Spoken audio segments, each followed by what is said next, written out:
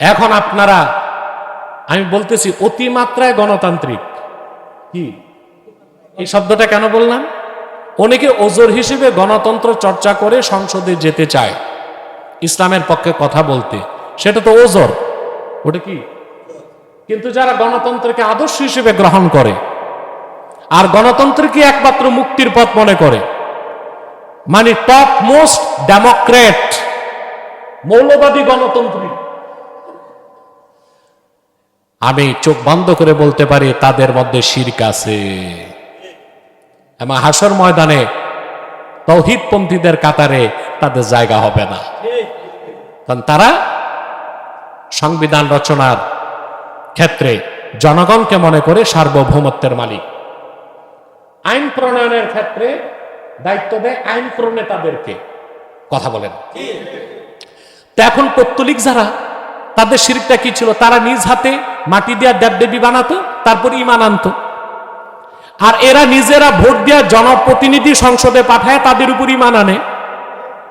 কি হিসেবে ঈমান আনে? তার আইন বানাবে। তারপর ওই লোকগুলো আবার কি করে? আইন তৈরি করে দেয়।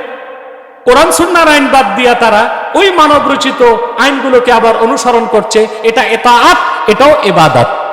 এটা হচ্ছে শিরক ফি ইবাদাতিল্লাহি আযজা ওয়া জাল। মনে রাখবেন, ইসলামী রাজনীতির অন্যতম কনসেপ্ট হচ্ছে সার্বভৌমত্বের মালিক আল্লাহ। আর প্রচলিত রাজনীতি যারা করে ওদের বিশ্বাস হচ্ছে সার্বভৌমত্বের মালিক জনগণ। নওয়াজুবিল্লাহ বলেন।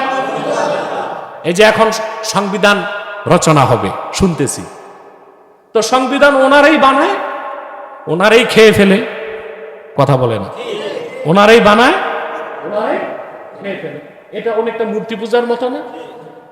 দুর্গা পূজার আগে, সরস্বতী পূজার আগে কোনো মূর্তি থাকে না। পূজাগুলো আসলে হিন্দুরা নিজ হাতে মাটি দিয়া নাক নকশা দিয়া মূর্তি বানায়। কথা বলে। এখন একটু আধুনিক সময়, এখন একটু রং টং লাগায়। যে দেব দেবীর অস্তিত্ব নাই পূজার আগে, পূজার কিছুদিন আগে নিজ হাতে হিন্দুরা বানায়, তারপর তার উপর ঈমান আনে। আবার নদীতে বিসর্জন দিয়া তাদের হাতে বানানো খোদা নামের বেহুদারে ধ্বংস করে দেয়।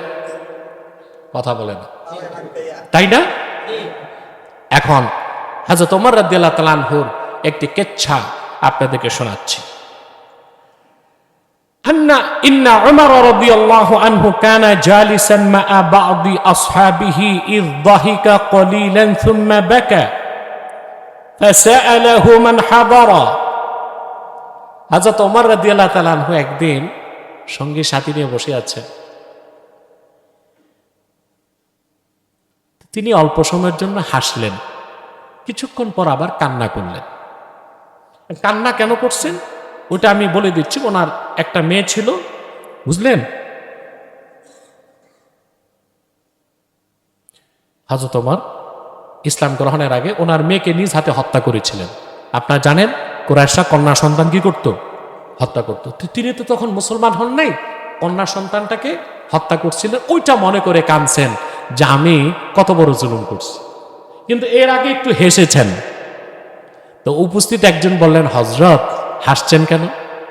তখন তিনি একটা চমকপ্রদ ঘটনা বললেন। তিনি বললেন, কুন্না ফিল জাহিলিয়াতি নাসনাউ সানামান মিনাল আজওয়া ফানা'বুদুহু সুম্মা নাকুলুহু। হযরত ওমর বলেন, ইসলাম গ্রহণের আগে আমরা খেজুর দিয়া মূর্তি বানাইতাম। কি দিয়া? তারপর শ্রদ্ধা করতাম, চুমা খাইতাম, বুকে রাখতাম, মাথায় রাখতাম, বগলে রাখতাম, ক্ষুধা লাগলে খেয়ে ফেলতাম।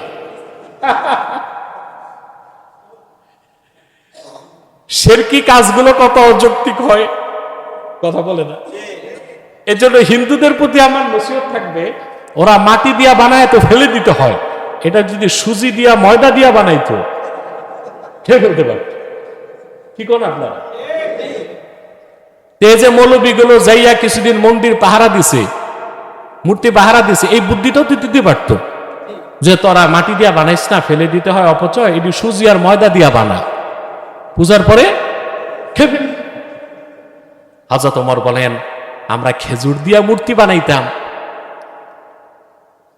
চুমা দিতাম, সম্মান করতাম, বুকে রাখতাম, মাথায় রাখতাম, বগলে রাখতাম, সম্মানের সাথে নিয়ে হাঁটতাম। ক্ষুধা লাগতো, খেয়ে ফেলতাম, সমস্যার হইতো না। বানাইতেন কি দিয়া? খেজুর দিয়া। তা আমরাও যারা জনগণ সকল ক্ষমতার উৎস বা জনগণ সার্বভৌমত্বের মালিক এই শিরকি আকীদায় বিশ্বাসী, তারা নিজেরাই সংবিধান বানায়, আবার সময় মতো সংবিধান খেয়ে ফেলি।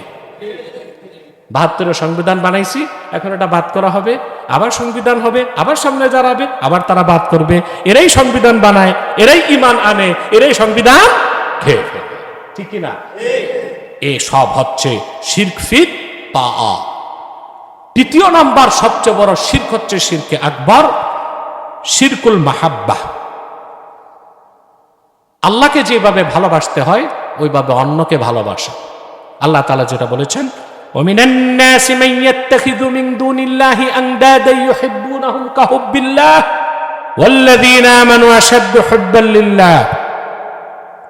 মানুষের মধ্যে এমন কিছু কাফের আছে যারা আল্লাহকে বাদ দিয়া অন্যকে আন্দাদ বানায়, আর ওগুলোকে ভালোবাসে ওই রকম মুমিনরা আল্লাহকে ভালোবাসে যেই রকম।